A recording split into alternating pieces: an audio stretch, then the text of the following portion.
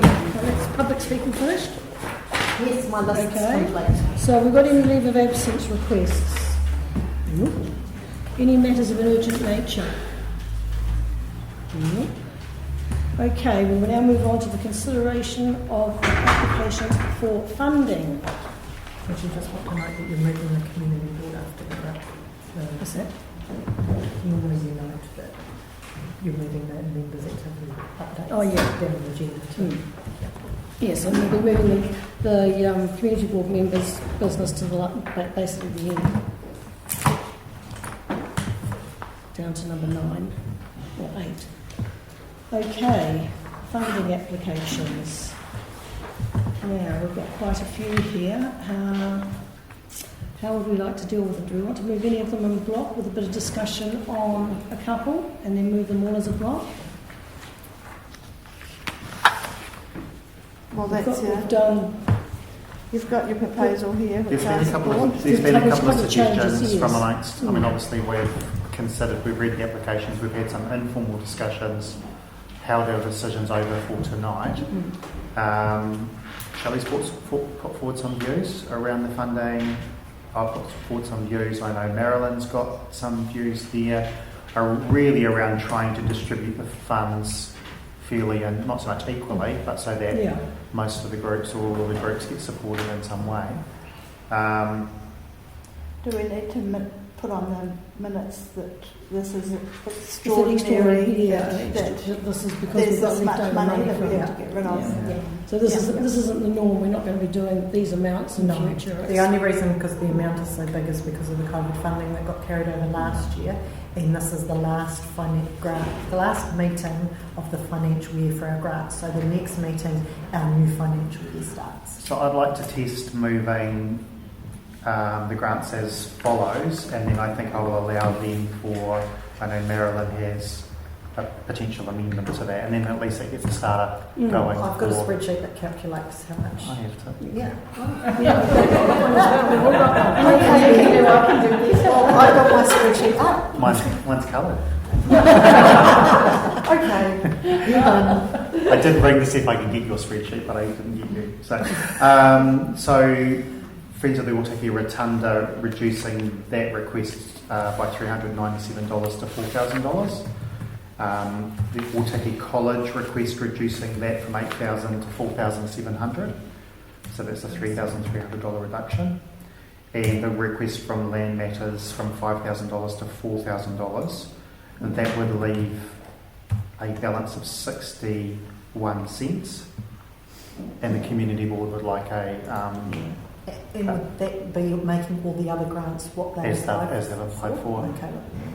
And the Community Board would like a response back from Council around how to use those funds. What the 61? It might be a K bar if we're lucky. Can we say that's an admin thing? So I have, I didn't manage to catch up with Di, although I had a fairly good idea that she would be okay with that reduction. I did speak to Andy at the college, and I had spoken to Sam at Land Matters. However, I know Marilyn wanted to make a potential change as well. Thanks, James. So, Cobbler's Soup Lunch, I feel quite strongly actually that we allow them the use of this hall every week for their soup lunches that they provide for the community at no rent for this room. So I understand it's about $24, $25, whatever it is, a week for them to use this room to provide this service for our community. It's all voluntary labour, it's all donated food, and they get no money in. So on here it's got that we give them $500. I did a bit of a tot up before. I think they probably need $1,000 so that they can pay for this room. I think it's an amazing service that they do, and they should be commended for it. I'm happy to support that. It's just about where it comes from to get it within So budget. could we the $4,700 for the college, drop that to 4.2? Yeah. They're still going to find some money anyway, aren't they? Yeah. Oh, I can't do that. She didn't say that. No, I didn't hear a thing. It was a white noise in the background. Yeah. Right. Well, if you're happy to move those amendments, then I'll move the second bit, Yes, So we'll I take am, that thank down to you. or vice versa. As a whole group, we're moving all the grants. Well, hold on, we can't. Well, hold on. No, Well, we have no, to do Shelley those can't move amendments on. Yeah, first, just the don't Ōtaki College one we'll have to leave out. No. Well, no, Shelley 'cause can't. Well, Shelley If can't Marilyn, vote on no, it. because Marilyn will You move have to it. leave the rotunda out. Oh, So Shelley's you not can't vote on the voting rotunda. on it, so you have to take Oh, yeah, it split out. them. Yeah. Right, So- hold on. Oh, let me get back to this. So other than the rotunda and the college, we can move the rest as a block. Yep. Okay. Okay. Well, I'd like to move the rest as a block. I'll Happy to for see that, that. please. So Chris.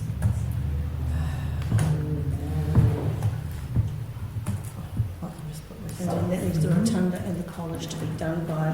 And who would like, who? Oh, sorry, and that, does that bump the Yeah. lunch Mm, up? yeah, yeah. Okay, $1,000. beautiful, thank Yeah. you. So for the rotunda, was that your I have to stand back from that one. Marilyn, you, Marilyn and James, and that was for the Ōtaki. And what was the other one? The college. So you were happy to move that one, and James would, Yeah. and that's the Ōtaki College. And So let me just check my spreadsheet. we should all be We screwed. have 61 cents. 61 Well done, Tony. Okay, thank you very, very much. Let's start on the next. No, that was really good. That was a lot easier. Yeah, I think I've Well, we haven't all put it to those, the eye. Yeah. yeah, All those in favour? yeah. All those in favour? Aye. Aye. Carried. Right, that's the grants done. Now. It's all done. Okay, now we have Lisa, who's going to give us an update on the local alcohol policy. We normally do this, sorry, Chris, We can Serve you review. That's members' business first. Thank you. No, I've moved members' business down.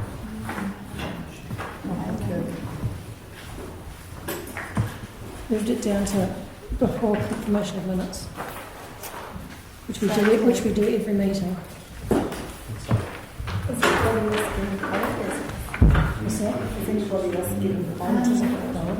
Are you feeling cold? Just me? I should check it off. You put that on, but then you get the full run. That's all right.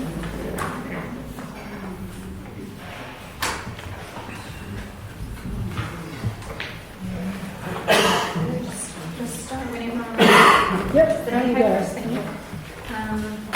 Kia ora koutou.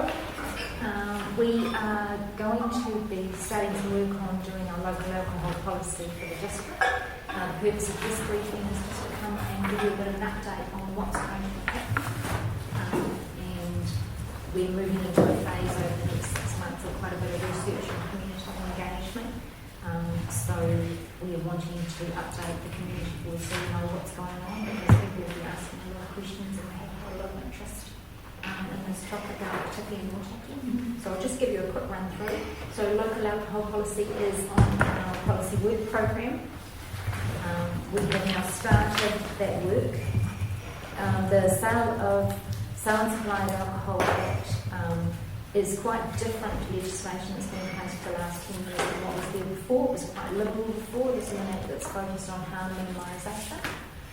So one of the ways that they're achieving that is dropping down a lot of the decision making into the local level, which is why we have district licensing committees who make the decisions now on the liquor licences that are issued in the Kapiti district. One of the other things this Act does is it gives the council the ability to do a local alcohol policy, which can adjust the national settings that sit across the country and do different settings for our region. This is the piece of work that we're starting now. It's not a quick piece of work. It'll be a 2 or 3 year process to get through all of this, and then there is an appeals function at the end of that, but like a district plan.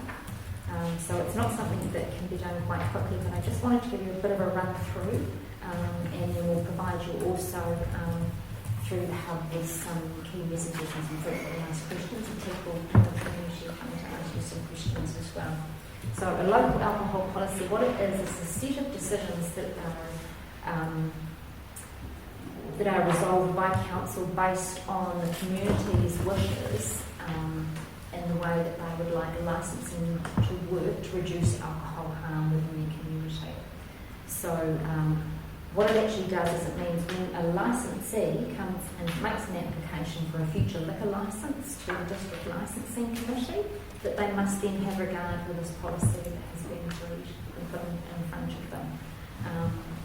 Now it's a voluntary process, which is why we haven't been through this before. There was a bit of work done earlier, but there's a lot of councils are caught up in the appeals process in courts. It can take quite a while to get through some of this. So we're about to embark on the process. How it actually works as a tool is it affects the licences in several ways. A local alcohol policy can tell you how many premises can be in a certain area in respect of a ward area, so a suburb, something like that. It can also say where licensed premises can be in relation to a school, a rehabilitation treatment place as well. So you can sort of say no bottle stores within 500 metres of the local school, things like that.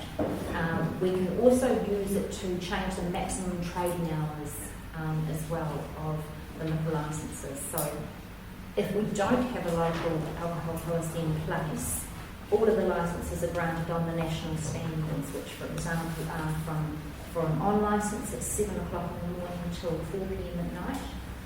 Now we don't have any licences that operate like that in Kapiti at the moment because our district licensing committee has approved the applications that have come through, which all have lower closing hours. But in the future, somebody could put in an application without a local alcohol policy. We could potentially have places open until 4 o'clock in the morning. Yeah, 4 You said 4 p.m.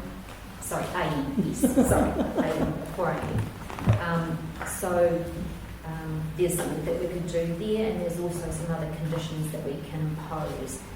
So what the purpose of the work is to find out where the alcohol-related harm is within our district, which, if any of these tools would be effective in managing that, and if they do prove to be effective, how can we get them in and get them through as a policy that needs to be followed by the district licensing committee. So that's what the tool does.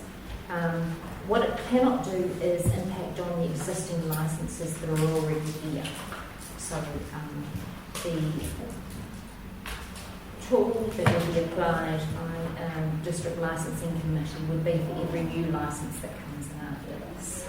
You can put some conditions on the existing licences, but you can't decide all of a sudden that a current licensee, such as you will, no longer have a bottle store because they've already got one, so that the policy can't do anything like that. So the really interesting thing about it, and I think it's quite useful, I think, for our community in Kapiti, because we have quite different suburbs with quite different natures, from Ōtaki right down to Affordability, is that you can treat different suburbs differently. You don't have to have one rule that's right across the district. You can say, Ōtaki, we're going to do this, in Paraparaumu Beach, we're going to do this, in Affordability, we're not going to do anything because we're quite happy with the conditions there. So it's quite a flexible tool. Once we find out what we might want to do, we can do it where it's needed.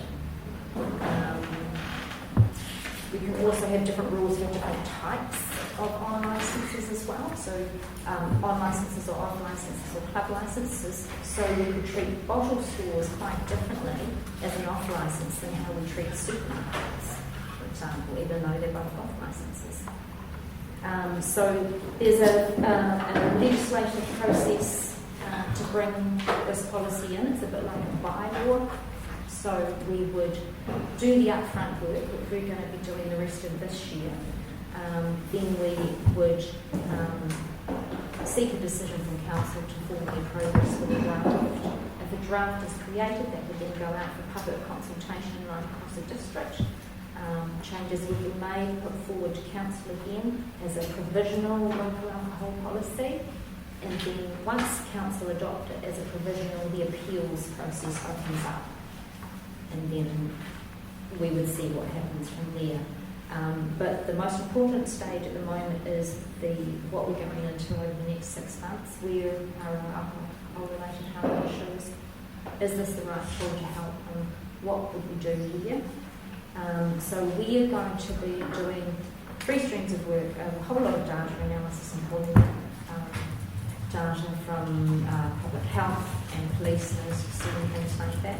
We're going to be going out into the community as well and meeting with community groups, licensees, schools, wānanga,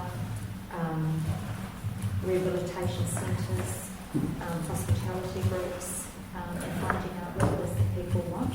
We'll also be planning to do a big survey later in the year as well, so that we can really get the community voice.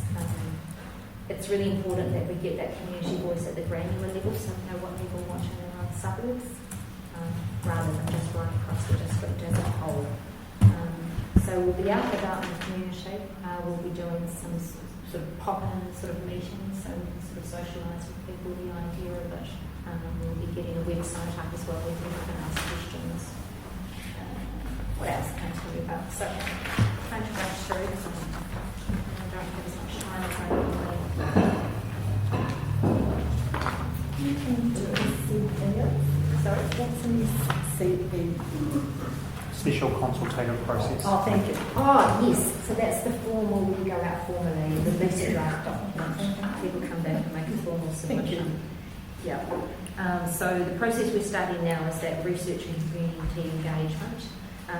We are hoping to get all of that completed this year and then come back to Council in January of 22 and seek a decision on whether they would like to progress with a draft. The work that we'll do in the 6 months will basically include all of the information we would need to actually write that draft. So if they do decide to progress with a draft, then we can do that quite quickly because the front-end work will have been done. We could have a provisional policy in place by end of 2022 or perhaps beginning of 2023, depending on how the process goes, what comes through on the consultation. So, any questions from you on that? So I was involved in objecting to the last liquor licence that was applied for, and then from that was formed a group through Wānanga and involving principals, Wānanga, Hapu, and so I presented a submission to council. You've seen that? Yes. On behalf of Ōtaki, yeah. And so the concern there is that within the time it takes from when you start to when we have an LAP, there could be application again. And the biggest problem that we faced was the legal, our submission. So I was also an objector to the one before in 2002 years ago, 2 years before that. And it seemed like a different process. I'm not sure what was different. There was a lot more people seemed to be informed about it. This time it kind of flew under the radar. So within that submission, we were asking for better communication to the people who needed to get it. So maybe some had a direct communication rather than just in the newspaper. I know that the council did what was their requirement, but it didn't seem to get to the people who needed to get to. And also legal help with people who wanted to write objections, because the lawyers were all over the objections and just basically put them in the rubbish. So how is that progressing, that request from Ōtaki? Because there is quite a big lapse. That's at least a whole year. In which time before you could have a provisional LAP? 2 or 3 years and then it's appealable. Exactly. So yeah, that I think on behalf of that group in the Wānanga and the people who were involved, it's really important that that submission is... Yes, and I believe a response was provided to you. I'm not here to... I haven't had a response. I think the submissions have come in, feed into the long-term planning process Yeah. and we've seen. So it was long-term plan submission. We can liaise Right, with yes. I just, So they will come back to you. I'm sorry, I'm not here to respond to LGP submissions. I just think for our community that's really important because the Wānanga got free legal representation and we all went to court and we still lost based on what the first presentation was, which didn't stand up to their legal counsel. So that's really important in this community that we don't have lawyers. Well, we do, but you know, it's normal people appealing or I think that the processes around the current DLC framework and what happens when applications come in isn't something that these staff members can comment on. That's not the area of responsibility. Licensing the daily operational stuff that you were talking about. But what I can tell you is that, so legal support or not, some of those appeals to licences just don't get through because of the way the legislation is structured. This is the tool that you put in front of that to make sure those decisions are counted. There's only certain things that you can or cannot approve or decline an application for. If we can get a local alcohol policy in that reflects the community's wishes and what we want for licensing, then there's no longer a need sometimes to turn up with those things because somebody could not apply. Yeah. So this is the tool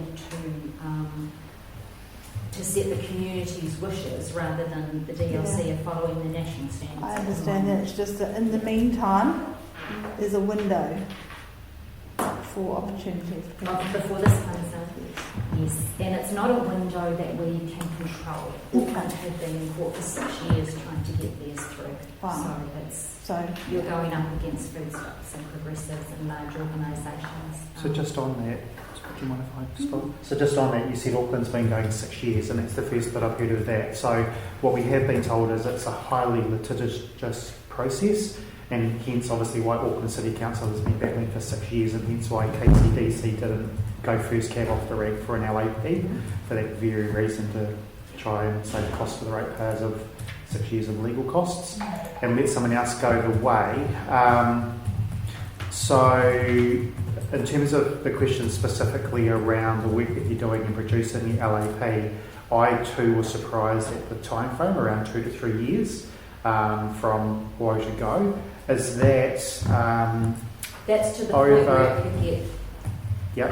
it could potentially get through and be in place if things went reasonably well. So is that under promising and over delivering, or is that, I mean, what is the, if everything was downhill with tailwind, and given that other LAPs have been done, how we have had this discussion amongst councillors, how quickly could it be done on a good day? On a good day, it could be in and done and dusted in 18 months to 2 years. Should everything go well, should the community wishes be clear, should everybody agree, and that'll go through. Should there be no appeals? It's the appeals that control 98% of them are appeals, and we cannot control that because it's a legislative process. Some of the councils, I went and met with Porirua the other day, I'm meeting with Horowhenua next week. Both Porirua and Horowhenua have one in place. Theirs took about 2 or 3 years. So it's a really mixed bag. Different communities, different interests. Auckland has been in the court since 2015, but Auckland also represents nearly half of our country in terms of economic value to some of those retailers. So there is an imperative there to fight harder in some areas than others. I believe that we can put a good case up. It's the evidence and things behind it to combat those appeals when they come through. It's sort of like what Shelley was saying we went through on a local basis here. It's standing up and having that decision on the district-wide basis and making sure the data is there. So because of that risk of litigation, it is, under the Sale of Alcohol and Liquor Act, very prescribed of what you can and can't do. Yes, it's like a bylaw. Yeah.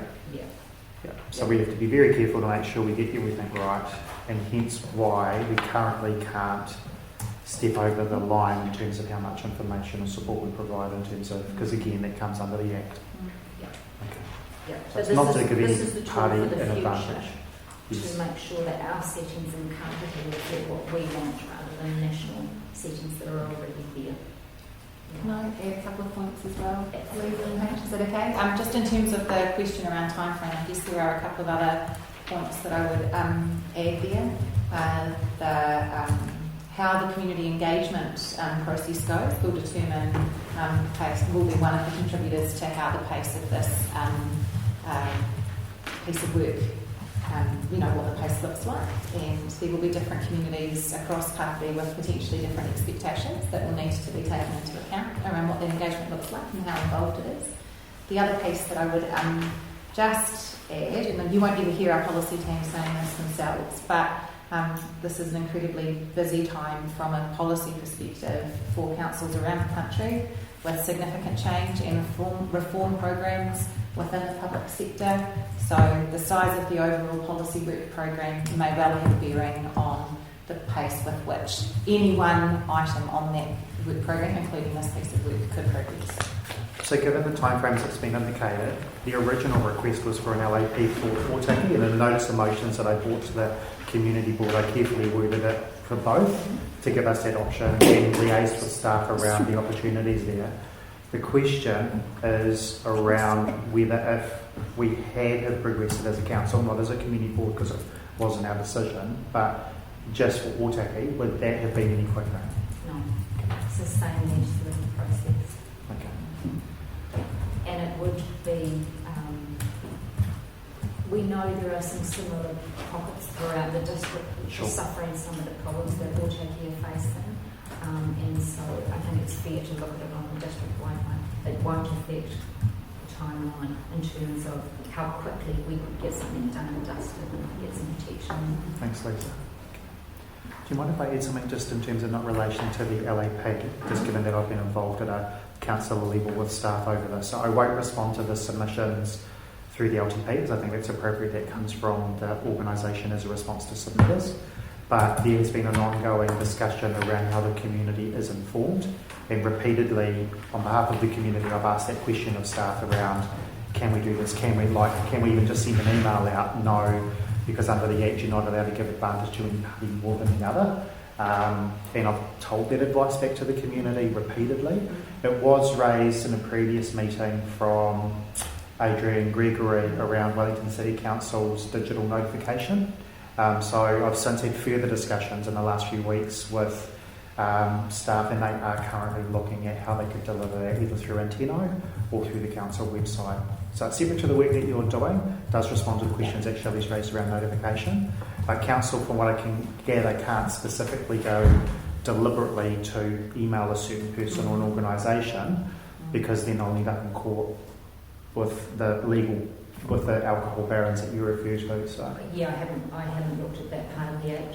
I've focused on this work, but yes, I do understand there are some restraints with that, and I have heard them talking about that in comms and Cool. Anteno very recently. So okay, that work great. So there is some work underway, and hopefully in the interim we can address that whole notification part of it by people subscribing and then being notified.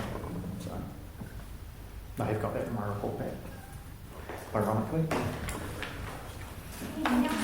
Thank you very much. We'll come back and update you quite regularly throughout the process as well. Actually, How it's going. so one more, there is quite a lot of community interest around this. So is there some comms going out? Obviously we've got this meeting tonight, we've got media here tonight as well, but it would be good purely from a comms perspective to inform this community around the process and timeframes and what's happening and Yeah, why. we're developing press releases Awesome. and things like that. We're going through the week of the monthly briefing, council, iwi partners, Cool. community boards, and then we've also prepared stuff to go out through to the media and also get the website up and going. Awesome. And dedicated emails that people can just come and ask questions. That's great. Thanks, Lisa. Thanks, Lisa. Right. Chris, all of yours, district growth strategy review.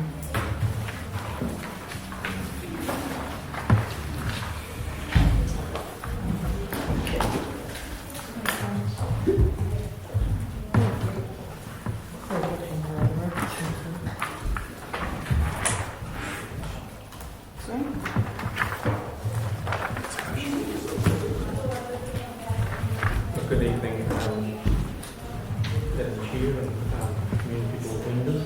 My name is Chris Worth. I'm one of the principal advisors of research and policy at council, and currently I'm working on developing a district growth strategy for council. Council initiated its review of the district growth strategy late last year. Our current strategy, the development management strategy, was adopted back in 2007, and while providing a suitable development framework, it is now 30 years old, and it is quite a mix of strategy and policy, and a lot of the underlying assumptions that it's based on have either come to pass and now no longer, or just simply don't hold true anymore. There's also changing expectations from the community and from the government as to how we manage growth in the district and how we respond to the opportunities that it can provide. Capacity is growing. Over the next 30 years, we're looking at around another 30,000 people. That's roughly 12,000 more dwellings. If you're looking at that spatially, that's about the same size community as Karakara, Umu and Wellington together. The number of drivers driving that, there's things like Kapiti Expressway, obviously, Transmission Gully, and then go to Ōtaki, and perhaps Ōtaki to north of Levin. There's changing work preferences, so people are living and working more in Kapiti, and working from home, from shared workspaces. And we also need to look at how we respond to climate change and some of the challenges that will bring to us, as well as moving towards a zero carbon economy. Moving into the future, we want to ensure that we have more affordable housing and greater housing choice. We want to support people living and working in Kapiti, provide it with a resilient economy that provides business growth and serves the community, grows the skills of our young people, providing them with training, employment pathways. We want to keep our local production, our highly productive land working for us to produce food, not to produce houses on top of it. And we want to capture the benefits of compact urban form and increase accessibility and connectivity while reducing our carbon footprint. We also need to look at the central government, or look to central government and regional policy. The new National Policy Statement of Urban Development classes Kapiti as a Tier 1 urban environment as part of the Wellington urban area. That brings with it a certain requirements in relation to the levels of intensification we have to provide for. We speak to building heights and densities. We have a plan for well-functioning urban environments, and we have to work within an environment where change is not itself an adverse effect. So the arguments of amenity and that's changing my environment will no longer hold. Other national policy statements in place, such as the NPS on freshwater management, on highly productive land, indigenous biodiversity, will also have to be taken into account. So those different parameters and constraints will have to be brought into the picture as we look at how we grow. We have the Wellington Regional Growth Framework that's recently been consulted on.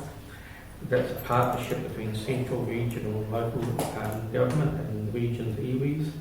It notes that the Western Corridor, that's the Tawa to through Kapiti to Levin corridor, is to take 43% of the region's growth over the next 30 years. Key considerations that we need to look to is housing affordability, obviously. Kapiti is the worst affected in the region for housing affordability, and our aim is to provide with typologies and tenure choices that can meet the needs of all our population and communities.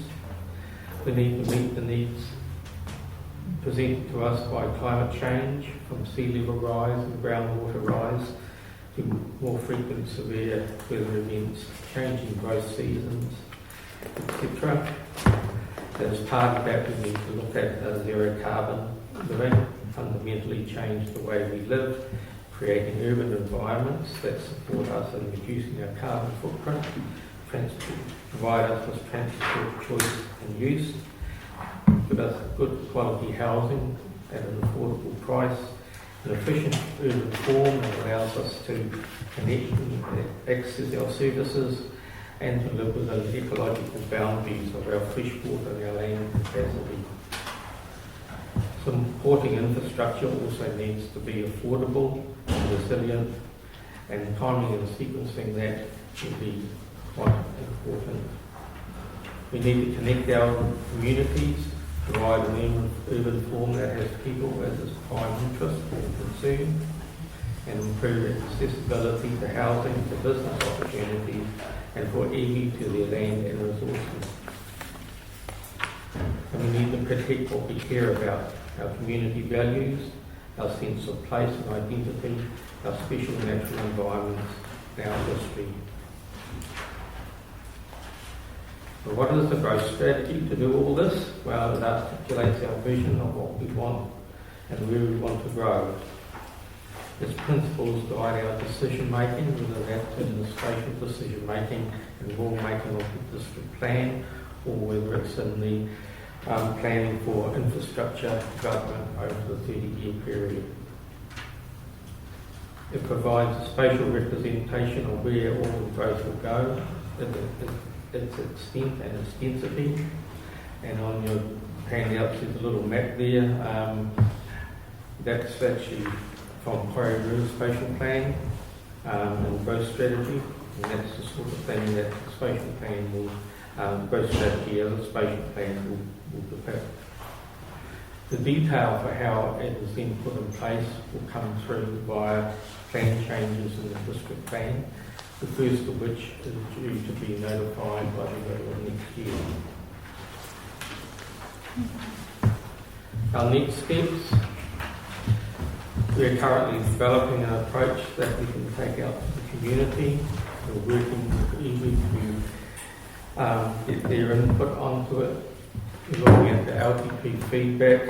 We've brought up issues of housing, affordability, sustaining the Kapiti lifestyle, of growing jobs and businesses, and of intensification and supporting moving towards zero carbon living. We're engaging with community boards ourselves and the other community boards, and we will be coming back to you in the not too distant future with more detail about the growth strategy itself. That's it. Any questions? Thank you.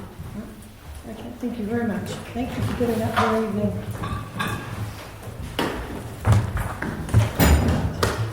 Okay.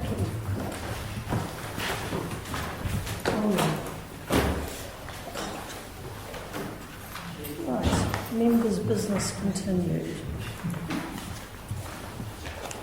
Okay, Shannon, I believe you have something you wish to.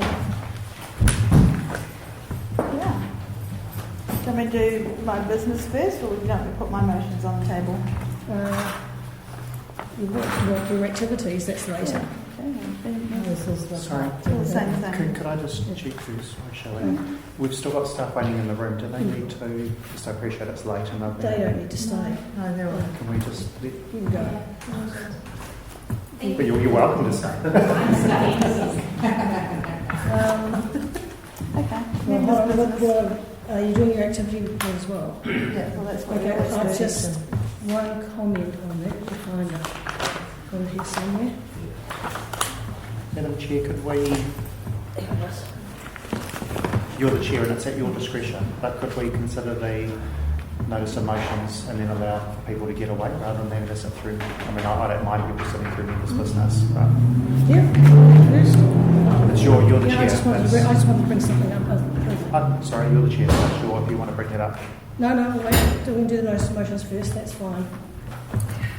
Okay, I would like to move a motion. A motion is that the Ōtaki Community Board support the equestrian community in their request for safe access to the Ōtaki River walkway from Te Rota Road via the paper road at Ashford Park, that equestrians be given access on the council-owned paper road to ensure safe access for the equestrian community.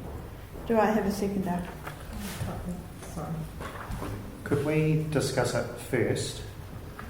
Because normally, no, I hear what Shelley's saying in the sense of that we've had, not notice of motion, but we've had recommendations put on the table for other community boards have, to be fair. The notice of motion is not common. The last one that I did was done through standing orders in advance of a meeting. But understanding the people that spoke tonight and the request, for starters, I don't even know all of went on in terms of the CLG meeting. My understanding is it is private land and it's Ashford Park's decision on advice from the CLG group and so forth. Could we have a staff report back on it? Because I'm just mindful of making decisions without having all notice emotions, without actually knowing all the information behind it. So, to the next board meeting or So something? there's no seconder. So if we were going to take a peer review of standing orders, you shouldn't even really be debating it until there's been a seconder. But in terms of answering your question around process, if you wanted to request a staff report, you would do that via the Chief Executive, and he can choose whether to accept that or not and what time frame it is. But I would note that on your matters under action, these matters are included in an item there. So you could make a request that in the update for your next meeting there is reference to the current status of the paper road, if that was a more expedient way to get a staff view, if you were wanting a staff view on this. Also, I'm aware of standing orders, just in the absence of that information, there may be no seconder, which is not great for Shelley and it's not great for those that spoke tonight. Equally, we've obviously heard other views from other segments of the community in a previous meeting. I'm simply saying that in order for us to make a decision, or for me to make a decision as an elected member, it would be helpful to have more information around that group's role, its authority, our role in that in terms of, and so forth. I appreciate it's under matters under action. It could come through as a response to that at a future meeting. I mean, that's up. If Shelley wants to put emotion, she can. I'm just trying to be helpful so that it doesn't fail for water a seconder. Yeah. So if you were to request a report, that might take longer than a brief update on the status of the paper road included in the matters under action for next time. That would be quicker. What information do you want on the paper road specifically? Well, I don't really know anything about it. Land. It's fenced, is that correct, Campbell, the whole way? No, it's not fenced. It's got obstacles in its way in many places, but it's probably a third fence. We don't have fences, we just need tape, but anyway. Yeah. I don't know. I mean, Shelley's put the motion up. Well, I can see the safety issues and everything, but I'm just finding it difficult to go against what's actually already been decided by Which is the not group. enough. But this is independent of the Ashford Park track. This is council land. The motion that I've put is about council land, not private land. You guys are in debate. Yeah. Somebody. Yes, we are too. So someone could consider seconding the motion for the purposes of getting it on the table to allow it to be debated. Do we wish to debate it? I'd like more information, I'd like more information on the paper road. I'd like more information too, and I feel really uncomfortable with this because we have had another group here talking to us and they are just as strong in their views as what their questions are. And yeah, I feel uncomfortable taking one side or the other, Yeah. actually. Just remembering though, I appreciate you saying we're in debate, but it is a separate request. Mm. The paper road is a separate discussion to the Ashford Park situation. Mm. And I absolutely acknowledge that. I'm just saying in order to, it's easy for the community board to say, go and do this, but we don't actually know what that means in reality. I don't know. I mean, we've heard from others, it's potentially just a bit of land and this, that and the other, but it may not be that simple, I don't know. So. I would too. And to me, my way of thinking was a paper road was always something that it was there just in case it was needed. It's not actually like, I mean, there's a lot of places around that actually got paper roads almost through their properties. Well, So- I would say that it is needed, Christine, now because we need to be safe. Yeah, So it is needed. I think the staff report comes back and says it's achievable. Yeah. Then I don't have a problem Staff come back and supporting say it. it's achievable, I don't have a problem with it either. So, can we get, well, we go through one, we could end up with it dragging on. Is there some way we can just get a quick? At the moment, Shelley's put a motion, so Mm. if So, she's yeah, I not think we should prepared deal with the to, motion first. if she's not prepared to vary that to an alternative, Mm. which was, I guess, what I was sort of Mm. suggesting could be an alternative option, then the motion could be put, and then either one at the table could second it or not. Okay. Was he pretty prepared to second it? Not if I understand someone. Was it? No, I'm not going to either until I understand more about it. That's cool. Shall I move my second You motion? can move your second motion. Okay, my motion is that KCDC investigate whether the Ashford Park CLG is operating in accordance to their terms of reference and consent conditions, and if not, that KCDC take appropriate steps to change this. Investigation is to include assessing if the running of the meetings are legitimate, matters being decided on behalf of the CLG but outside of the meetings without full CLG input and consent, voters being presented that are not legitimate, i.e. people who are no longer part of the CLG, inclusion of new CLG members without proper process, changes to the terms of reference or consultation with the CLG, as was done at the last meeting when a walking and cycling rep was introduced. Do I have a seconder? Do you have the terms of reference to the CLG? I do have the terms of reference. Thank you, Val. Please. Yeah. It doesn't matter, my motion is to see whether they're working in accordance to the terms of reference. Can I just check what it says that you want cases, so that the Ōtaki community board request the council? Yep. Yep, cool. Thank you.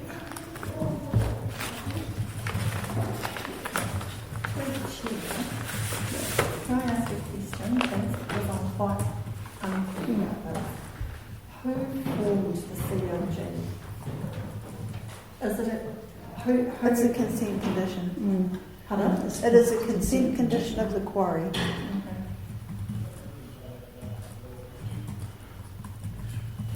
Madam Chair, can we have some staff advice on this one as well? That is quite detailed. Yeah. It would have been helpful to have had the wording of the Yeah, notice of motions in yeah. advance, because it's a lot So we could to have been up to date with it. tonight. But is there, I mean, that is, I can imagine would involve a reasonable amount of work. It's almost a review.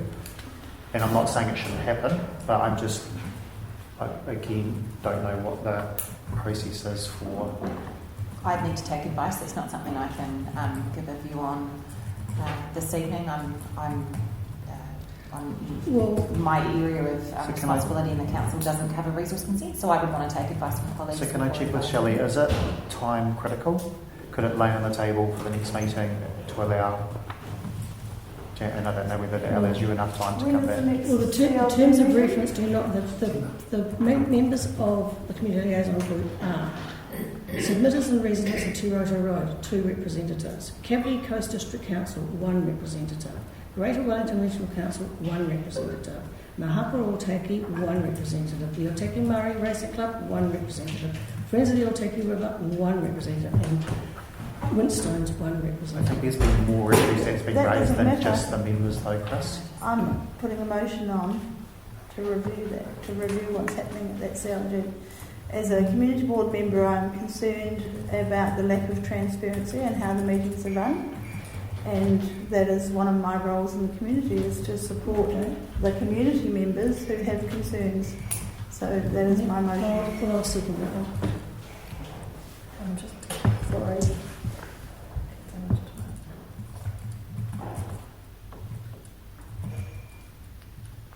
Right, any discussion? Can I hear it again, please? We don't even have copies of it. I'm feeling confused. So Samara's just finalising the wording, but what Shelley has got here is that the KCDC investigate whether the Ashford Park CLG is operating in accordance with the terms of reference and consent conditions, and if not, the KCDC take appropriate steps to change this. The investigation is to include assessing if the running of meetings is legitimate, if matters being decided on behalf of the CLG but outside of the meetings without full CLG input or consent, votes being presented that are not legitimate in reference to people who are no longer CLG members, inclusion of new CLG members without proper process, change to the terms of reference and consultation with the CLG. And there was an example of a walking and cycling rent. So is this like a vote of no confidence against the chair? Oh, the CLG doesn't have to. In the process of the CLG. So given it's a consent, question, given it's a consent obviously lodged by the council, wouldn't it be up to the consent office to determine the scope of the review of the consent? Because the consent is a very prescribed application. Yeah. The notice of motion requests a review of the consent and then the delivery of that, but then it goes to then tell what needs to. So that's the bit I'm struggling with. So I don't mind supporting it. So I think if you were to pass that motion tonight, and we just need to agree some of the wording's a bit uncertain, so we need to agree the wording. If you were to pass that motion tonight, it would be included in the paper to the council meeting that captured the recommendations from community boards and standing committees. The council would decide whether they wanted to act on that recommendation from this community board, or that request from this community board. That would give staff time to, so in between now, tonight, if you passed it, and then we would go away and work with colleagues and make sure that at that council meeting, should a council member ask for more information, staff were in a position to comment on whether that was appropriate or not, and what process might need to be involved for So that. same as the better interchange. That's right. Where, Yep. apart from the fact that they were more formally That's presented right. in terms of to the Yeah. chief executive in advance of the meeting. So the key point to remember is that recommendation would be presented as a noting recommendation for the council, and somebody around the table would need to move To recommend, for that to recommend that become a directive to the council. depending on the advice. Yeah, that's right. So we've got 3 CLG members here. Is there anything that they might like to add to that? What's the discussion?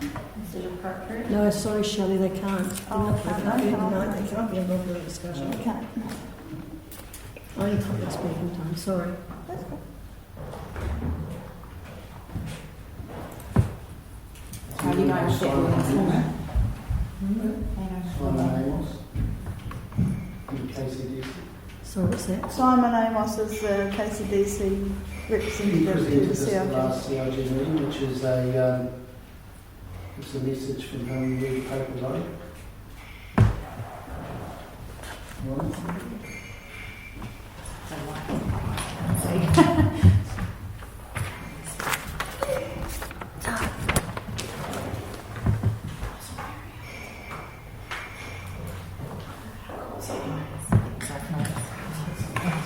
Jesus. Sorry.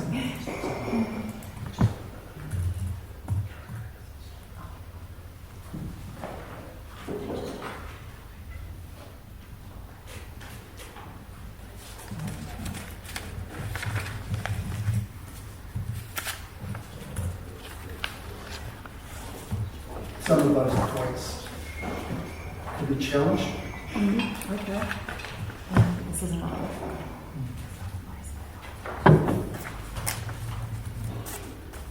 And according to discussions we've had, then they could allow us access without fully opening the paper road.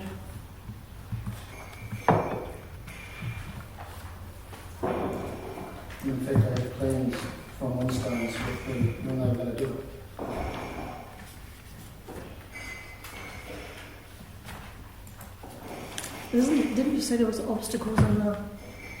Yeah. Isn't there a house? Isn't there a house in the middle of it or something? It's partially covered by an old stable block, but it is navigatable around the side of it. And would it interfere with Flintstone's work? No, it wouldn't, because the part through the actual construction area is fenced on both sides. Tweaked a couple of words to tighten that up, shall I just make sure? The thing is, it's not actually legally Winstone's land. The paper road is council-owned land. Can I hold on to this? Absolutely. No, that's it. Well, I also have a copy of public access to the paper road and horses as part of Winstone's briefing paper, where they've detailed all that's required to complete the works. That's of interest.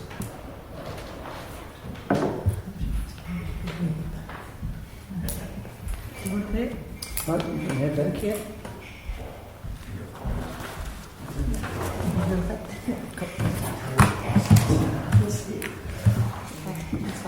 Okay, so Murray, do you want to read read the the motion and then we'll see read if it back. That the Ōtaki Community Board request Kapiti Coast District Council investigate whether the Ashford Park Community Liaison Group is operating in accordance to their terms of reference and consent conditions, and if not, that Kapiti Coast District Council take appropriate steps to change this.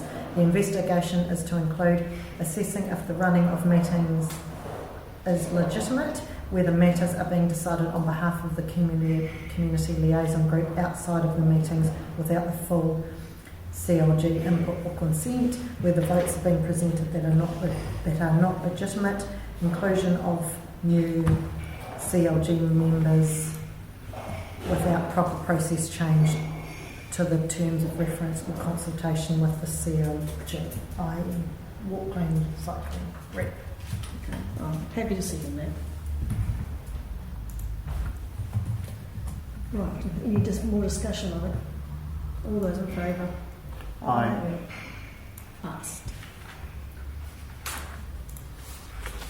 Right. Is that you, Shelley?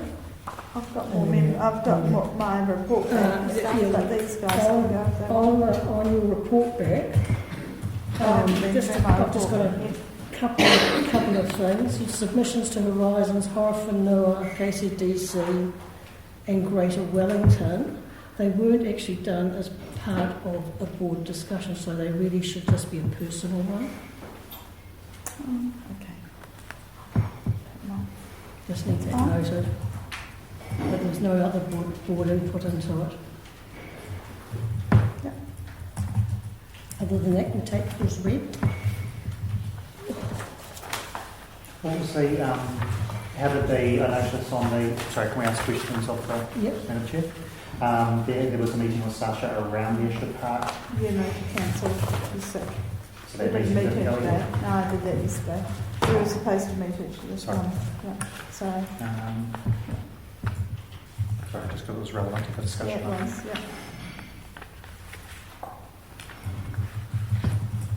Okay, James.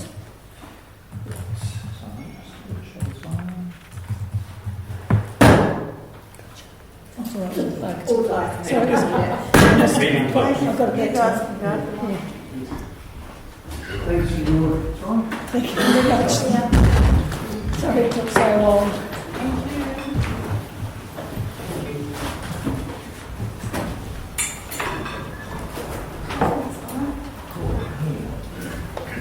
Donna. I'll wait. Is it? I'll wait.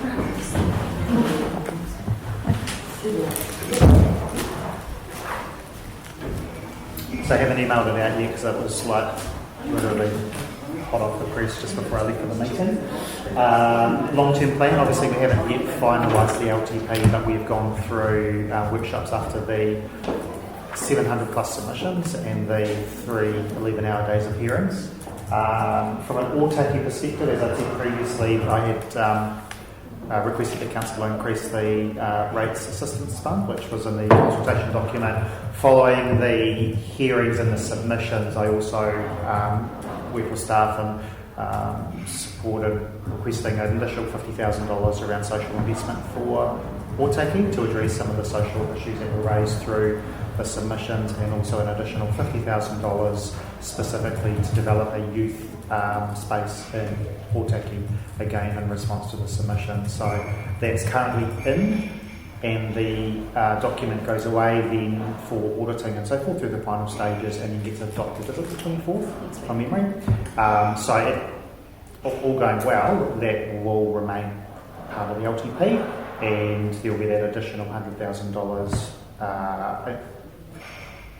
specifically for Ōtaki, and then obviously the increase in the rates of remission fund that will be accessible to people in Ōtaki that may have issues with the rates. But just noting that's still subject to removal on the 24th. I went and met with the rangatahi from Te Horonga Rangatahi after the hearings actually. I spoke to their submission, and went along and just saw what they're up to, which is really cool, and also talked to them about the proposal that I put into the LTP in response to not only their submission but the youth councils and so forth. So told them they're aware that it was not final but had the support of council. So have you put that proposal in on your own behalf, not on behalf of the community board? So as a councillor, when things get raised through the process, whether it's an annual plan or a long-term plan submission, any councillor can say, I've heard a lot of feedback around the footpath program. I would like to request that we increase the budget by 10% or by $100,000 or whatever. That's a natural part of the process. We go through workshops and so forth. So yeah, for me as an individual, and with support of, obviously I canvassed the views of my fellow councillors to make sure I had support. And so I think it was passed, also not passed because it was through workshops, but there was majority support for those. Local alcohol policy, obviously I've spoken to the staff are looking at trying to get that notification system up and running after me challenging them again over it and sending them a link to the Wellington website again. Around that, PP2O with the briefing, Marilyn was at that as well the other week and may speak to that too. Needless to say that most community board members have been in discussions with them over the Ōtaki Gorge Road intersection and Te Horo Beach Road. They have made some improvements at Te Horo Beach Road, and they're continuing to look at how that layout and that works there. Housing, you may have read the recent media release from council that council purchased a significant block of land down the Rangiuru Road, and I've included that, which I'll email out to you, a link to the article, to the media release around a development of that land around housing in Ōtaki. And also as part of the long-term plan, you'll note that there is a review of the older person's housing portfolio in terms of the use of that over a long-term area. And so both of those are things that I was quite keen to see progress around trying to address that housing issue in Ōtaki. Beach Pavilion, I met with staff over the process around the blocking of that off, and to kind of summarise, they'll be coming back to talk with the community board and the community around development or the improvements of that site with the funding, the $1 million or so that's in the LTP to address the Ōtaki Beach Pavilion. Can I just ask if they got your plans for how people are still going to use the roof? No, that was the initial part of the meeting. Fair to say that I was unhappy around how they got to that decision, and I expressed that in the meeting. Janice was in that, and really I guess the tone of the discussion was it's done, and it was. The structures were in place, and the discussion now moving forward is around how that facility looks, and I guess there'll be a further discussion whether that can or cannot be removed and what the budget does and doesn't allow for. So, is that answer? So yeah, good. Is there intention to make it safe for people to go onto the roof? Well, they have to. They've got a legal responsibility to make it safe, but whether in the future they'll be able to go onto the roof, that'll be up for discussion. I don't know your view on that. So simply what they said was, let's have a discussion around how that money is used and what's done with the facility. My personal view would be that people could still use the roof, whether the staff hold that same view from a health and safety perspective, I don't know. But that was largely what I brought up in the discussion was, have you looked at railings and so forth to enable access but to provide a level of safety as well. So obviously followed up on the boating club, which I raised with Trevor, and the staff are working on that. What's the hold up with that? Resources. Overworked and understaffed. Losses. Yes, essentially. So through some, I guess, change of personnel from the property team, I think it's probably passed through a few sets of hands. And we have a new GM who is now in the process of coming up to speed on where it's at and what we need to do to push it forward. So we had pretty frank discussions, but that is a pretty good summary.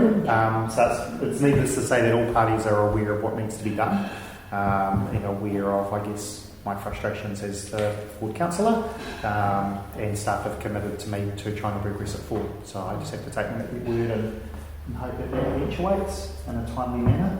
I spoke to the Horizons Regional Council on behalf of KCDC's submission. Specifically, the point of that was around those public transport connections and for them to consider working when they're looking at the transport network around how that impacts on Ōtaki and transport from Ōtaki through the Palmerston North for healthcare and employment and so forth. So that was I think it was productive in the sense that it then triggered a response from them and came back via a phone call to me around talking around the different opportunities and so forth. So there's continued discussions around that sort of transport sector between them, Greater Wellington, the Regional Transport Committee, a lot of other stuff going on there. Actually, probably the standout one out of all of them, and you'll see the photo when I send through the report back, as I visit on Friday to the Murray-Smeezer Kilns. So we had the Consulate General from the Czech Republic of Australia, in New Zealand, Hannah Flanderova, and members of the Murray-Smeezer family and other partners there to look at the kilns, and it was a really, not so much for me, but it was a really emotional event for the family and for Hannah. It was visibly moved, and it was really cool to see the work that the agency had done, working with all the different partners to re-establish those kilns, and what, when you look at them, wouldn't even know that they've been moved. So it was pretty great. Are they going to be usable? No, it was never the intention for the kilns to be reused again. They will form part of all the Murray-Smeezer Trust's view, or their aspiration is that it will form part of an arts creative centre. So that will be for Ōtaki and Tokoro. Obviously, that's a real cool thing, because when you look at visitor attraction stuff, we don't have a lot, and so it will become a visitor attraction. People will be able to drive there, walk there, cycle there, ride there, and actually visit the centre, and there'll be on-site creatives doing pottery and stuff, and education training and all that sort of stuff. So they've got a big vision, but they've got a really talented group behind the trust.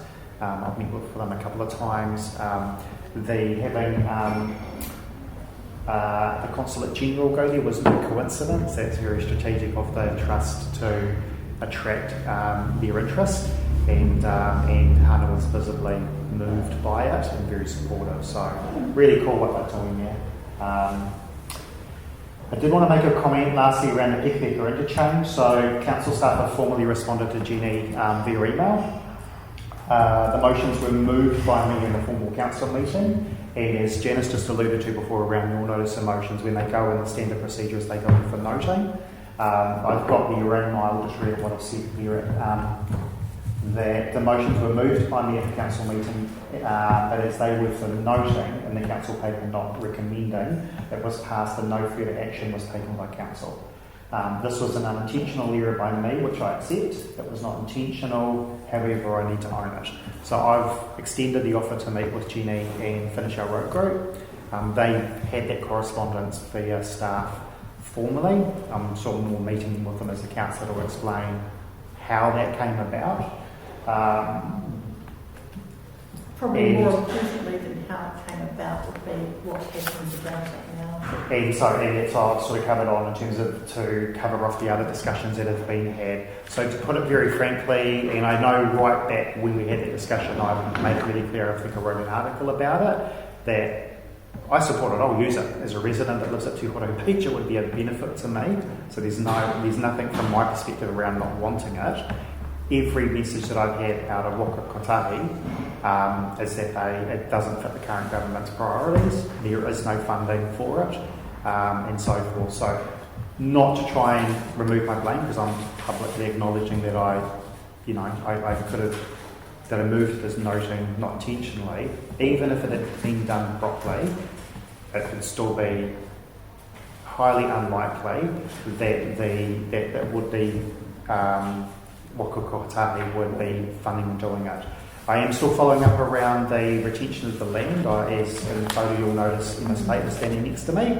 I did pull her aside on that Friday, used the opportunity to have a good talk with her about that. And so I'm sending her an email. She's going to formally respond to me around the securing of the land.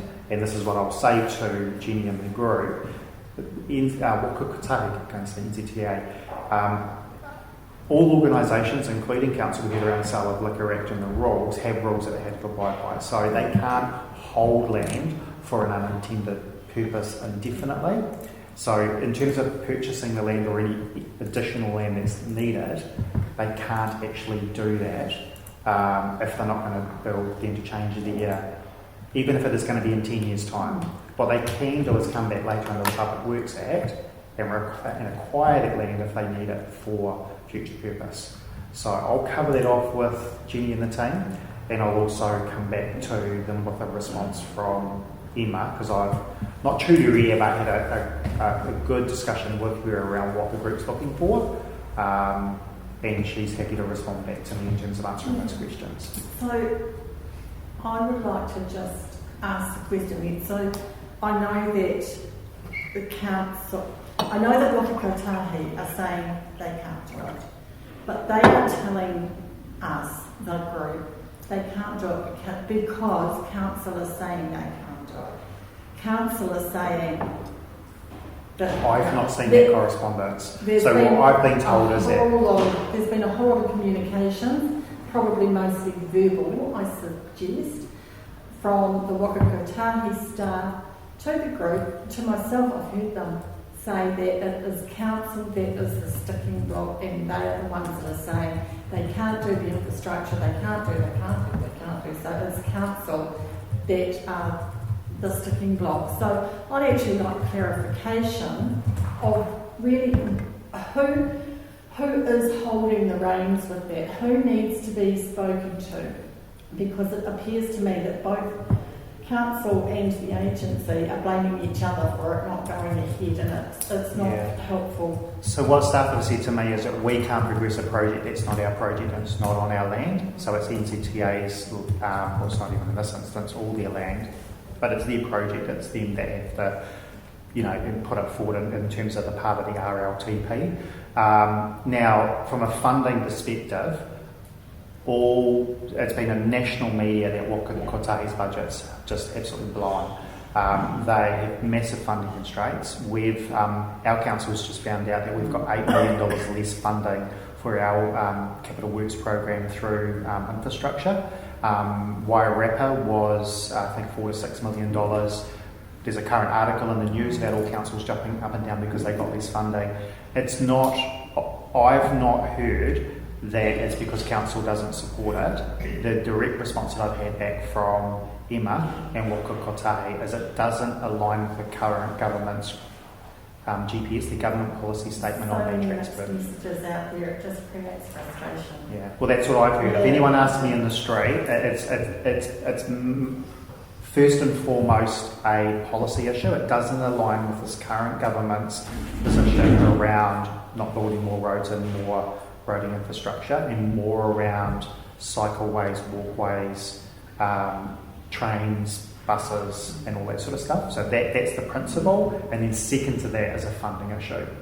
So I've not heard from anyone at Waka Kotahi, we're not doing it because council doesn't support it. I've heard probably from half a dozen of them, at least. So maybe it would be nice for you to get clarification from council that they are actually not the one, they are not taking that position. What is their position on it? That would be. I'd love to know from council. The one thing that has changed within the last 12 months, which I raised with Emma, is the regional growth framework strategy. However, just being completely honest and just being realistic, those forecasts are for probably 10 years away. So yes, it is a valid argument that Te Horo and Peka have been identified through the RGF as potential high growth areas, but their response will be, in 10 to 20 years' time. So we're not going to build the infrastructure now for something that's needed in 10 or 20 years' time. So, do you know what size of a parcel of land is required? Is it 5 idea. acres, 10 acres? No, I don't think it's that size. They've got most of the land. Yeah. There's just a little sort of handkerchief. Could be like the size of this room or twice the size of this room, but definitely 5 acres. It wouldn't be commercially very valuable land for the council to buy. Yeah, but remember we went to that workshop down at the Hockey Turf, and the problem was the length of the merge on, that they didn't quite have enough to get the merge the right length. That was the big problem. I don't know whether it's still valid or not, but the land owner there was prepared to gift the land so that it could go ahead. So look, I'm happy to, I've emailed Jenny and offered to me, I'm happy to take those questions along with you back to council. All the way along I've been very realistic around the underlying level I understand that, and it's not, I'm not pointing the bone at you. No, not at all. I'm just feeling frustrated because there's so many different views coming through, and it's there's some very passionate people out there that are wanting this done, and I absolutely get why they do, because I'm in the thick of it. Yeah. But they're not really getting clear answers from anybody because everybody's giving them a different point of view. It's just a frustration. Yeah, definitely, just acknowledging definitely in the early days prior to the notice of motions being put and so forth, well before then there was discussions around the lack of infrastructure and Peka and all that. All that, those have been absolute comments that have been put out there by Wayne or Sean or someone, but there's been I've had informal, when I say informal, I've had meetings with the likes of Wayne and Sean in council buildings, and there's been, in not one of those single meetings has there been not a desire to build it in that area for that reason. There has been comments around, if Waka Kotahi was going to provide funding, Raumati would be a discussion as well. That's a personal view of Wayne's, he's publicly said that, but that's not, like I said, even if the noms were progressed, on a population basis. Yeah. But even if the notice of motions were progressed, they wouldn't be stopped for that reason. Do you know what I mean? It's not because that's not why they haven't been done. It is simply because of the GPS. It doesn't align with the current government's priorities, and to make that matters worse, the funding just simply isn't there for stuff. Bigger projects than that are being canned all around the country. And I talked about I mentioned around the council, we put in their request for funding for the next 3 years around their infrastructure, and it was $8 million short. Council's funding assistance rates have been reduced. There's all sorts of shenanigans going on from Kotahi, cutting funding to different things because they are literally budget blowout at TG, increased budget cost here for PP2O. You have to keep doing what guys to Peka 150 times, that all more money would be. And a new bridge over Auckland for cyclists. So they don't have enough cash to build a bridge over for cyclists. But anyway, that was a bit of sarcastic comment. So anyway, I'll meet with the group. I know they won't be happy with what has evolved, but I'm happy to meet with them and just continue to work. Yeah, I think this is really important to get really from each of the agencies because they are over time. I'm pretty sure there has been formal responses back though, that's the thing. So we can cover that off. And Sean said he's still, their team is still willing to work with the group if they need assistance around, because there was going to be the talk around redeveloping that business case. My comments to them was that it should be more focused on safety and all of those changes to the GPS to make it stack up more. But anyway, Okay, I think thank you. that was all Finished? from me. Okay, we'll just Can I move ask one question? quickly. Christine, can I just ask one question, James? Oh. With regard to the Rangiora Road land purchase, obviously no development's going to happen quickly, or maybe there is, I'm not sure, but what is it going to be used for in the meantime? Because it is market garden land, and just wondering if it can be used for food production in the 2, 3, whatever, how many years. Yeah. So I would probably point you to the media release, which covers off essentially the comms around that land. I don't think it's going to take, given the pressure on housing, it's not going to be years and years and years. Off the top of my head though, one of the issues with the land, having sat in the briefing around the considerations to purchase it, there was a specific site on the land that stored chemicals in it, and so I could imagine if staff were here, their initial response was there needs to be some clean-up and remedial work done on the site, and I imagine that they're looking to try and develop that land subject to council decisions and so forth as quick as possible. Is the plan to build and sell or build and house? I think when you look through the additional feedback we provided through the long-term plan around council playing a greater role in housing, which we did receive overwhelming feedback in support of that, it is not for council to become Kaingaroa, to become a housing builder and a housing provider. So again, read the media release, but it is simply around, I guess, showing a different type of development that could be done to provide a level of housing that's not currently available in Ōtaki. So 2-bedroom units, low cost, and so forth. So essentially trying to use this as an example of what could be done close to town centres, close to transport nodes, and so forth. So I'm reluctant to say anything further because actually there isn't a lot more detail around, there's no plan on a page which shows houses on it or anything like that. It's simply the land came up, land as you know is getting sold very quickly, council officers using the strategic land purchase funds for an opportunity, order a report to council and they will purchase it. So more work will be done around how that land is used, and again just point you to the media release which sort of outlines council's intentions. So to add to that stuff. It's all in the media. Yep.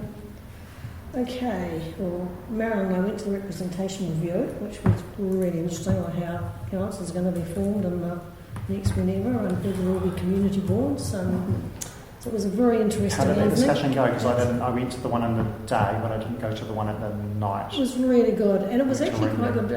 Jocelyn was the only councillor there, and she came because she couldn't go during the day, and I think it was actually a freer discussion with the board members. I see that it would be better without councillors there. That was why we suggested it. Really, why we politely told the board councillors they weren't required. It really was. I think the board members that attended felt more at ease talking about things and the discussion around, what we thought the district could maybe look like, in regards to representation. And it was really, I sort of got there first and thought, oh my gosh, 2.5 hours. First half I thought was a bit dry, but when we were sitting around with the things on the wall and actually discussing the makeup of everything, it was really good. It was very stimulating, and all of a sudden we'd finished, and it really flew by. It was one of those really, really good discussions. So had the chairs meeting with the mayor during the week. Only myself and Kathy turned up, so Holly wasn't there, and neither was James. So basically we discussed the reputation review with them. That was basically what we talked over. I went to the Te Roto steering group meeting on the road going on the land that Campbell Andrews is gifting, or whether that goes ahead or not, and there was a good discussion on that. Campbell and Joe said that they'd be prepared to have it opened up to horses and cyclists first, but Greater Wellington said no way, it's either the whole thing or nothing. So that's where that's sort of finished at that stage. And I've been to, I went to the traffic briefing today and a few other briefings, but you can see all those on the hub, so I don't really talk about those. And Marilyn very kindly went to the Pika to Ōtaki one for me because I couldn't make it. I had an appointment in town. So that was actually really good. I got quite a lot out of that. So the PP2O is probably not scheduled to open until later next year. But they're telling us they're approximately 75% complete within the wider project. Pavements are about 51% complete. Bridges and structures 83%. Landscaping is 56%. They've constructed 10 bridges, including the Ōtaki River Bridge. Nearly 9 kilometres of local roads, 1.3 kilometres of main trunk line has been realigned, and the completion will be late next year. So, and they talked about the Ōtaki Gorge intersection, and it was really good that they got that open like 2.5 weeks before they said they would. So I thank them for that. Can I just interrupt you for a minute? Yes. I now have first-hand experience I of an know, I was accident. just going to say Yes. this. So On Saturday. during this briefing, I did actually mention how dangerous that Ōtaki Gorge Road intersection is. It's incredibly dangerous. And I had actually spoken to Glenn Prince prior to that meeting, and he said to me, well, that's a surprise because people are telling me how good it is. But he wasn't at the briefing the other day, and when I said it was dangerous, Ange Buswell said she'd had some close shaves there. There were several people started talking about the problems at that intersection, and the problems are that when you're coming out of the Gorge Road, you're coming out on the crest of that hill that they put there. So if you've got a passenger in your car, you cannot see to your left. If you're heading right, go into Ōtaki, the traffic's speeding up this way. As it comes to that ramp, it seems to speed up. You can't see what's coming this way. And Chris had an accident there on Saturday, and there was a 3-car crash there at the weekend as well. So something has to be done, and it has to be done pretty soon because someone's going to die. So is it worse than what it was prior to? Because it was pretty bad prior to Yes. the work. It's worse now. I think Well, it is. yes, because the road sort of goes like I've only this. been out of it once, and it wasn't easy. So. And when you come out of the gorge, you're on the top of that peak, and you just can't see what's coming and going. It's really dangerous. I think it depends on what vehicle you're in. So, as an example, we came back. I came back in the truck with Chris Hunt, the project leader, and he said, after having the briefing and hearing from Marilyn, I shot up there and had a look myself, and he said, no problems with visibility pulling out. It's at an intersection, looked, but then as Anne said, because she was in the car, you're in your big Toyota sitting right up. Yeah, but and the guy that has us was in a big I know. four-wheel, and he said he did not see But us. Anne's point was her daughter's in a smaller car and you're a lot lower to the ground, and so your line of sight is reduced. I know Cam. I thought it was crap in my van. Yeah. First time I came out of that, I looked and it was at night.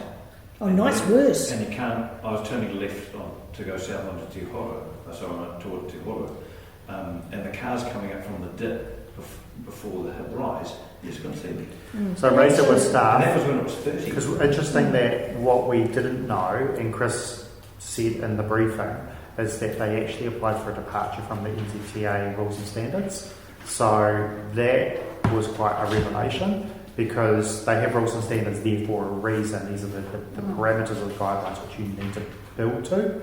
And so asking for a departure means that you can't quite meet those rules or standards.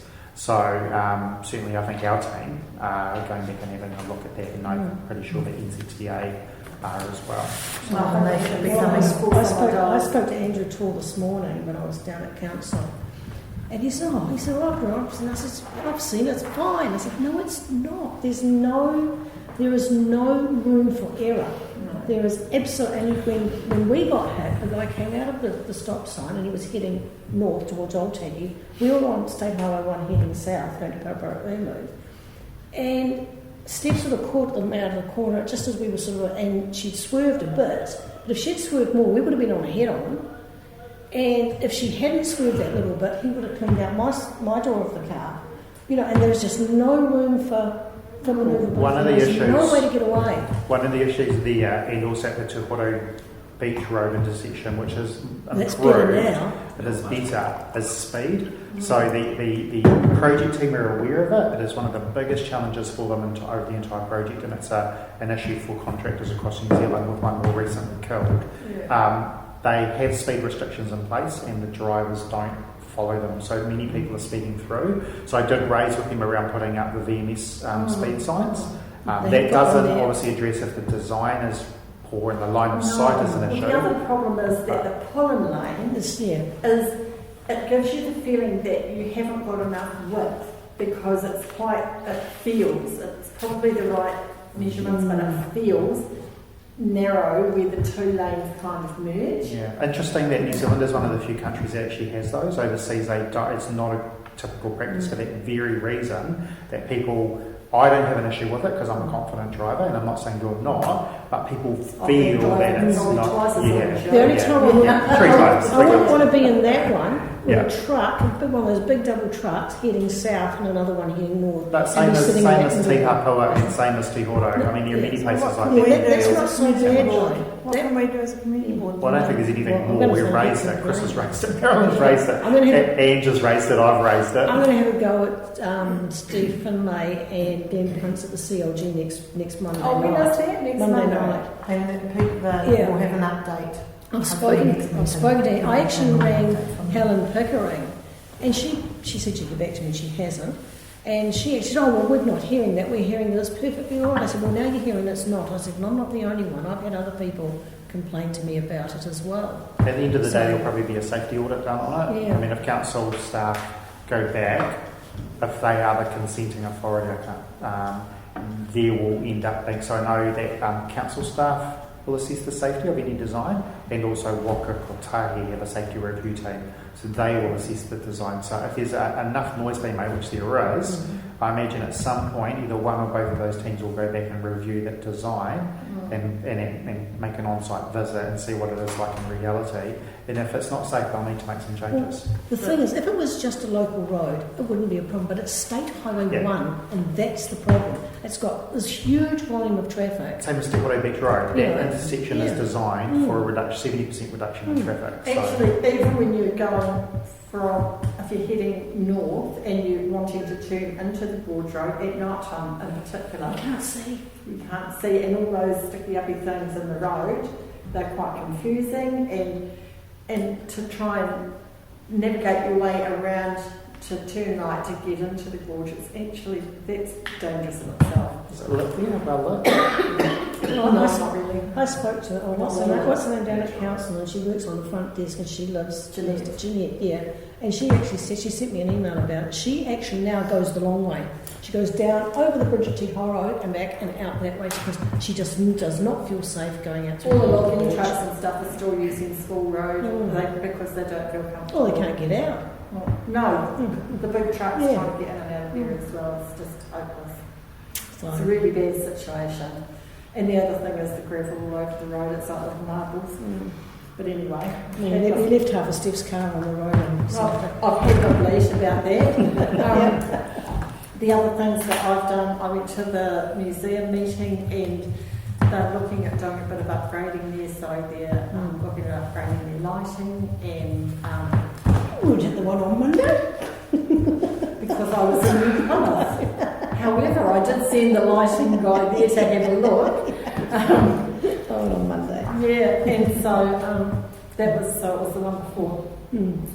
Our community network meeting is going really well, and it's pleasing to see that there's more representation from older people.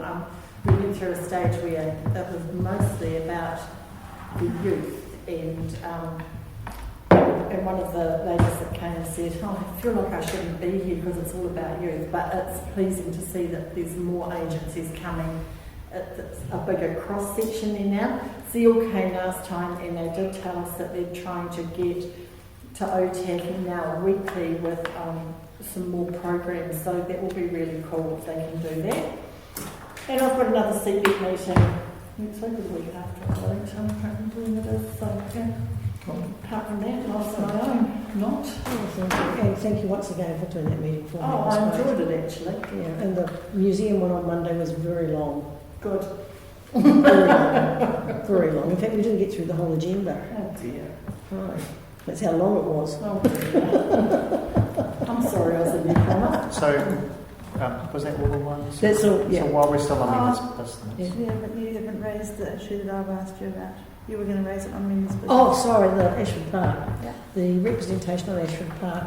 Well, we've never had, I've gone back through all the minutes, I had Smara go back through all the minutes, and we have never actually formally had anybody appointed to Ashford Park.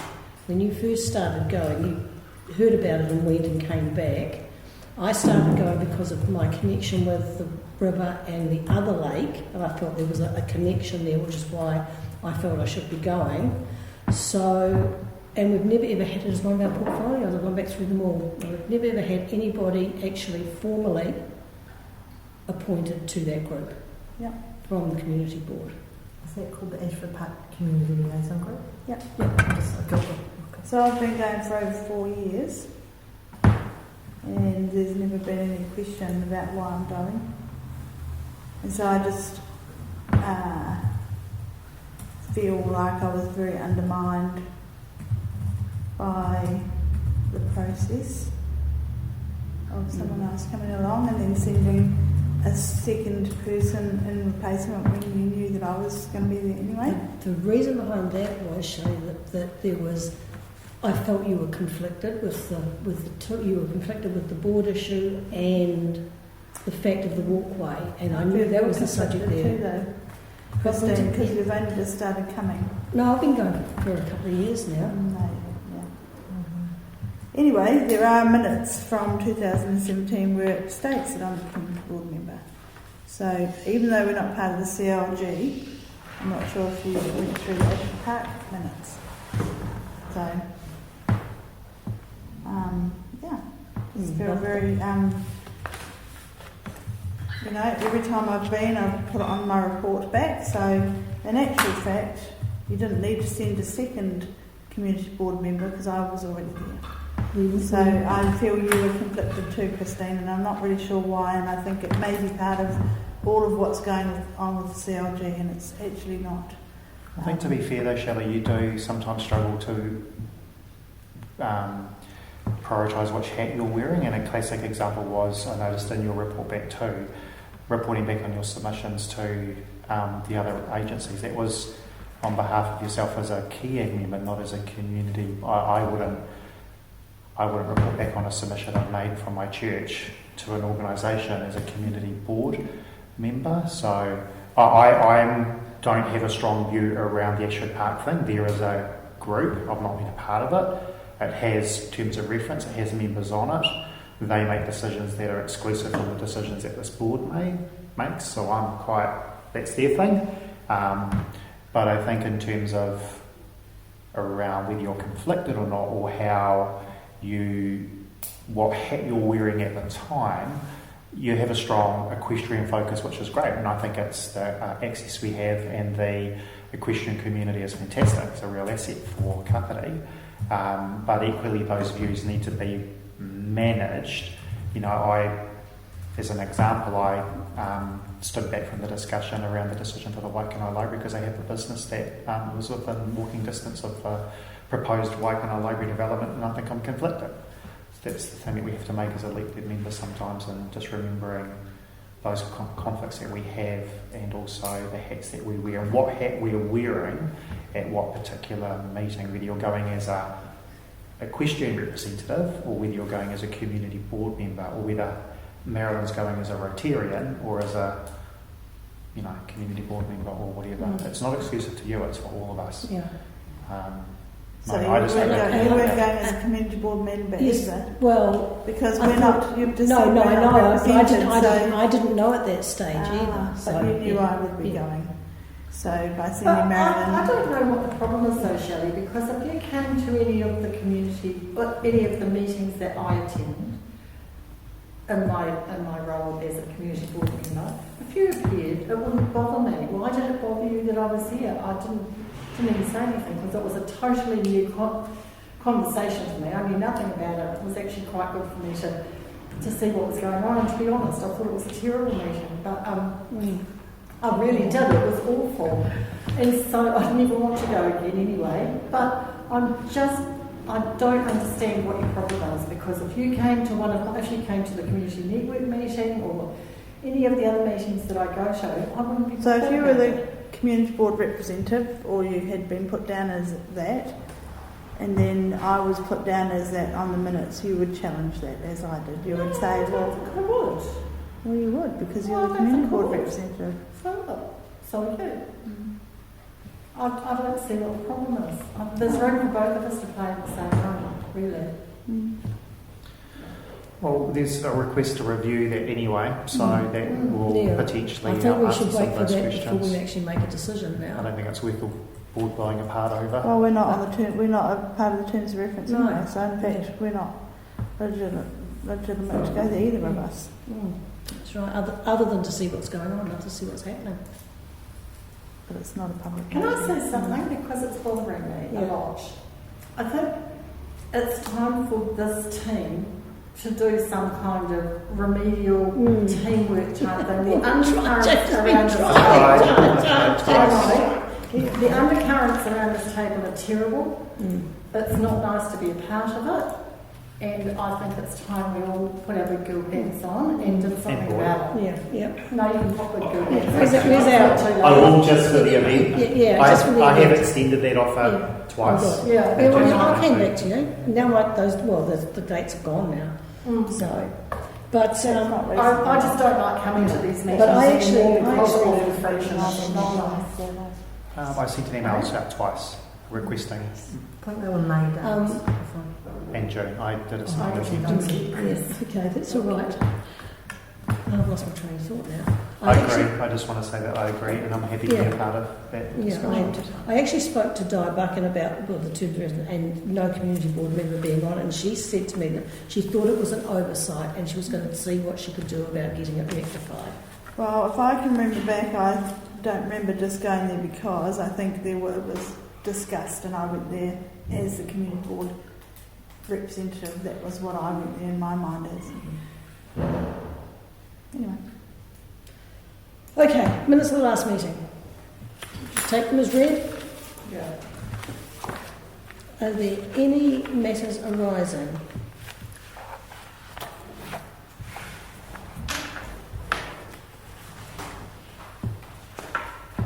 No. Any discussion on the minutes? No?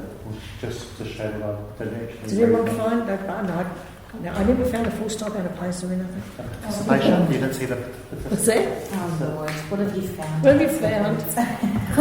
I didn't actually highlight it. I just given it because I'm surprised you didn't see it.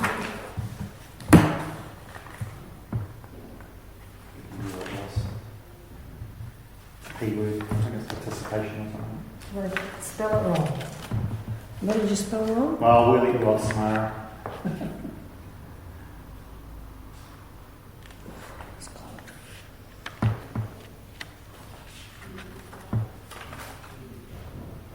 Oh, here we go. Under item number 3, participate. What was it? Where? What have I got? Oh, You say it? oh yes, you participate. Yes. We will lock the door. Okay, I can lock. So it'll all be locked at end. Do you go out this way or that way? Yeah, I got that. Alright, well you can get out anyway and it'll still be locked. Okay. Participate. I'll fix it up. I missed that. It's just going to show you. Yes. Yeah. Yes. It's been creative, huh? Yeah, that's right. That's probably What's the Mara word? Okay, would somebody like to move those minutes? I'm sure correctly. Thank you, Marilyn. Somebody like to second that, please? Anybody? I second it. Thank you, James. All those in favour? Aye. Aye. Carried. I did have one more matter to raise under members' business. I appreciate you've moved on. I'm That's happy to all wait right. to the end of the meeting if you want to. What's that? I'm happy to wait to the end of the meeting. Do it, if you yeah. want to. We've obviously heard tonight of Stephen's resignation. Is that formal? Yes, so that the electoral officer will be advised probably before the end of this week that there is a vacancy on the board, and that will initiate the process around a by-election. That's mainly why I was asking around. I was obviously ashamed that he's stood down, but the process around that and the timeframes and so forth. So would we? That's okay. I'll wait till the. So once the electoral officer has been advised, they will prepare a timeline, and that we can provide an update to the board about what that timeline looks like.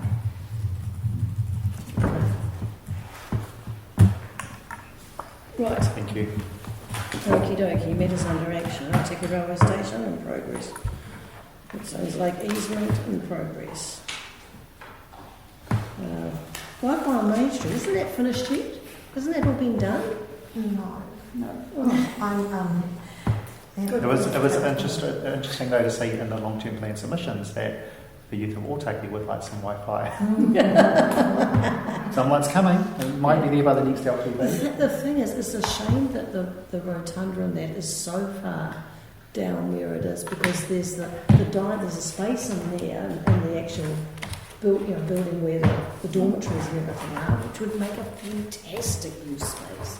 It's big, it's It's all about airy. location though. That's what I mean.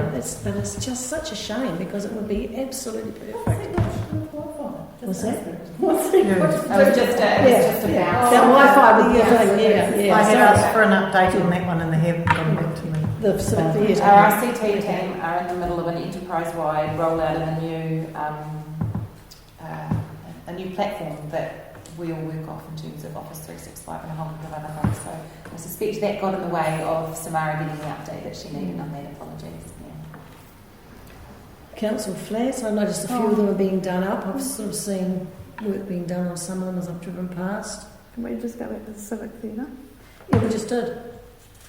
No, Did you say that? No, I thought you said there were actually, That's under the Wi-Fi one. I'm just wondering if there's any list of what still needs to be done, because I know there is still stuff that needs to be done at the Civic Theatre. In terms of the future work around it, Yeah. strengthening. Because they were going to put in a long-term plan submission. Did they? I'm sure they did. Don't know. Oh, okay. Probably they did. I don't recall it. The scope of works, the full scope of works for what would be done in the future won't be developed until closer to the time. There are some, obviously they know that it will require earthquake strengthening.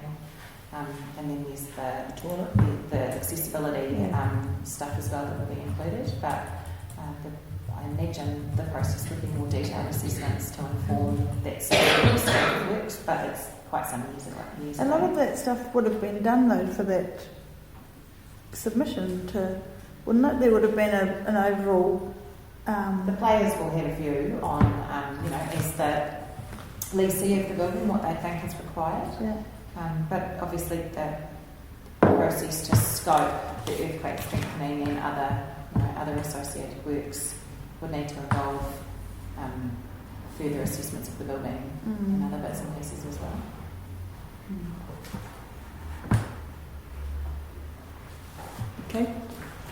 Okay, the council flats, as I said, I've noticed quite a few of them being done up at the moment, and so that's looking good.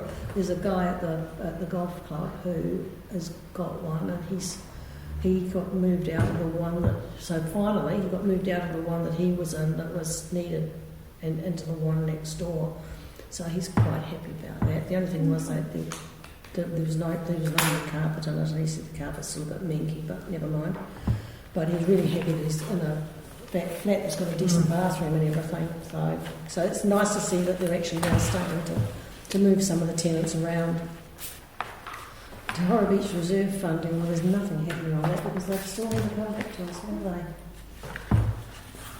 Retired Park signs, well, that was down in the long-term plan, I think, as well, wasn't it? That was part of the long-term plan submission we did. And I'm pretty sure it made it through. So I think there's still some clarification around whether it's directional signs or something more significant.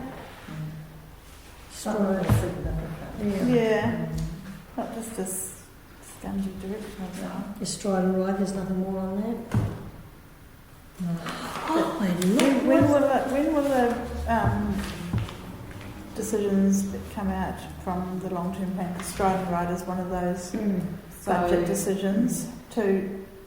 So the long-term plan will need to be adopted next Thursday. And then Okay. once it's been adopted, once the decisions have been about what goes in the long-term plan have been adopted, all of the documentation will be finalised, the plan itself will be published, Yeah. and then submitted. The process of responding to submitters will be taken care of as well. And the Ōtaki Beach development from 2014 is still sitting there. And we did ask for a more detailed update for this time, for this meeting. There was not a more detailed answer, unfortunately. Samara may have it in front of her. And I believe that the update meant that no more work has been done, and it's unlikely to progress until, was it the second half of year one of the LTP, or is it a longer time frame than that? It was sort of poison shells that Shelley picked up as well from Colin. No, it just sort of, it's... Well, There's currently no resource Yeah. available to progress it, so... Yeah. Brainstorming process is Yeah. a problem. yeah. Right, is there any other business anybody would like to discuss before I close the meeting? No, just that I'll try and get some new dates and come out to you all around trying to progress that. Yep, that'll be cool. Yeah, idea. And following on from Marilyn's comments, it'll be good for us to get together. I did, must admit, after I'd heard around Stephen's submission, I was like, a team building dinner is around, kind of building a team, and when you've got someone missing, and then if we leave it, it would be potentially Too late. 2 or 3 months before we could have, and I think that's too long. So I think let's do something. And the date that you had picked, didn't go with anywhere else. No, I had all those dates locked down. I could have gone with either one. The last response I had was 21st of whatever you came back and said. I've got Chris saying 21st, 26th and 28th fine by me. And then Marilyn said she can do any of those days at this stage. I just didn't have a response from you. And When obviously I was couldn't that get set out though? Because I did respond and I even had it in my diary, one of the dates. that was on the 20th of May. I think the 20% of it. If we close the meeting, or is it the 20th of May? Yeah. For Yeah. June. Hold on, can I just close the meeting, James? Oh, sorry. And we can discuss that in a minute. Okay, discuss that in a minute. Okay, discuss that in a minute. Okay, discuss that in a minute. Okay, discuss that in a minute. Okay, discuss that in a minute. Okay, discuss that in a minute. Okay, discuss that in a minute. Okay, discuss that in a minute. Okay, discuss that in a minute. Okay, discuss that in a minute. Okay, discuss that in a minute. Okay, discuss that in a